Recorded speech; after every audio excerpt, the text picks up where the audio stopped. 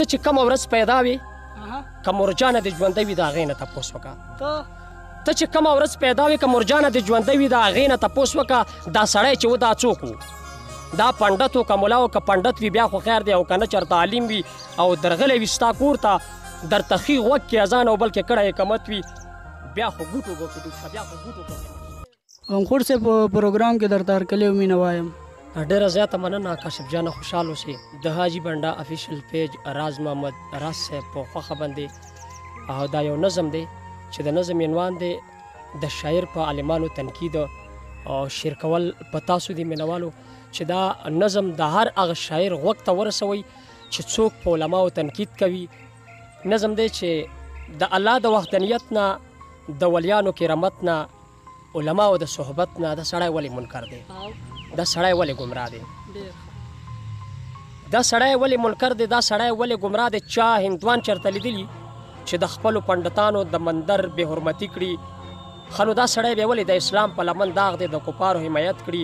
علماو نه خلاف دی ښه نو دا سړی بیا ولې د اسلام په لمن داغ دی د کفارو حمایت کړي دا شاعر د زه منم خو دا بیخي بې لارې شوی دا شاعر د زه منم خو دا بیخي بې لارې شوی عالمان یوازې نه دي اتلانو پسې هم کړي دا سړی سپکې خبرې اتلانو پسې هم کړي دا سړی سپکې خبرې دا خوب ویني خو په ویښه چې د ویښې تعبیر نه وي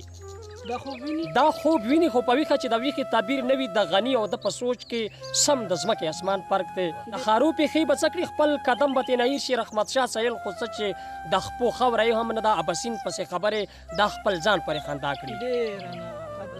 دته نه دي په کار داسې چې د شر خبرې وکړي د فساد خبرې وکړي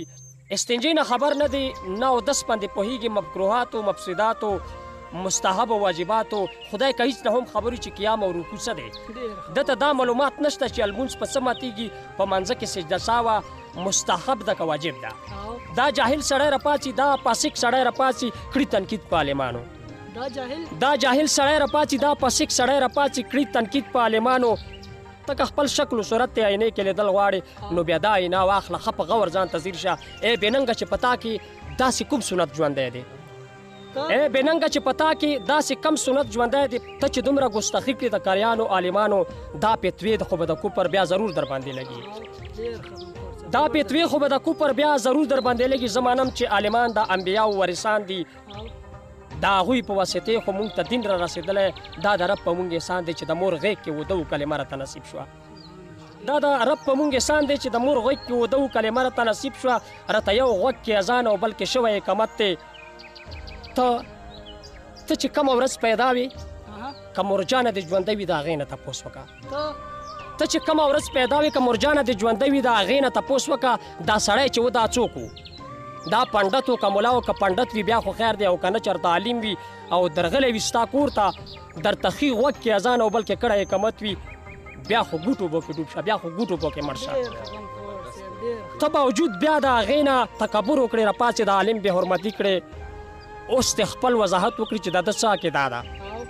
اوس دې خپل وضاحت وکړي چې د ده څه عقیده ده چې په زړه کې دومره ولې علماو نه نفرت کي نه یې برګه جنډه پرېښوه د حضور چې کم پرچم دی په هغې هم رد وکړو نه یې برګه جنډه پرېښوه د حضور چې کم پرچم دی په هغې هم رد وکړو دا خبره خو منې چې خلاصون نشته د مرګي نه دا خبره خو منې چې خلاصون نشته د مرګي نه خو که خیره سره مړ شي زه به ګورم چې بیا راشي یهودیان دې سر ته کیني دا هندوان بیا غسل درکړي عیسایان دې په کفن کې ریمنډیوس او بلګیټ دې جنازه په اوږو واخلي ادیرې ته دې روان کړي ریمنډیوس او بلګیټ دې جنازه په اوږو واخلي ادیرې ته دې روان کړي جنازه دې چې ادا کړي لا 7 ورځې دې کېدي د هندو چې کم رواج دی یا کوم رسم د انګریز دی چې دا ټول در باندې وکړي د هندو چې کم رواج دی یا کوم رسم د انګریز دی چې دا ټول در باندې وکړي په ګرجو او په مندرو په چرچونو دې راتاو کې بیا چې قبر کې دې ښخ کړي دا پدري چې درته سر ته او پنډت دې خپو کې کیني بس ګړم ګړوم در باندې وکړي ستا کور ته درنه لاړ شي بس ګړم ګړوم در باندې وکړي ستا کور ته درنه لاړ شي بس تې نور به مخکې نه ځو بس تې نور به قلم کېدو څه واښه نه خوري ډوډۍ خوري که شعور لري هوښیار وي نو په دې باندې به پوه شي که شعور لري هوښیار وي نو په دې باندې به پوه شي چې په دې کې عزت نشته نه په دې کې عزت نشته نه په دې کې شهرت نشته قرآن ویلي د غمخوره وتعز من تشاء وتذل من تشاء وتذل من